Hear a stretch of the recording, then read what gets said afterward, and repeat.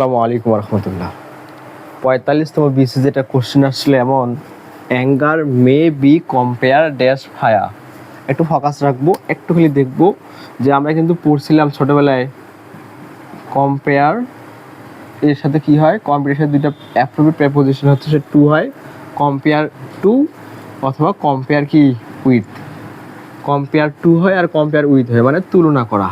তাহলে আমরা যদি একটু ফোকাস করি, একটু যদি দেখি, তাহলে তো এখানে উইথ নাই, তার মানে আমাদের নির্দ্বিধায় কী হবে বলেন, এ নাম্বার হবে। Anger may be compare to fire, যে এই যে রাগ বা ক্রোধকে আগুনের সঙ্গে তুলনা করা হতে পারে। একটা বিষয় মনে রাখবা, যে যদি কম্পেয়ার টু হয় তাহলে এটা অসম জিনিসের মধ্যে তুলনা বোঝানো হয়। অসম জিনিসের মধ্যে তুলনা করা অর্থে কম্পেয়ারের পরে টু হয়। আর যদি একই জাতীয় হয়, একই জাতীয় বা সমজাতীয় যদি হয়, তাহলে কম্পেয়ারের সাথে উইথ হয়। আশা করি এতটুকু বুঝতে পারছি।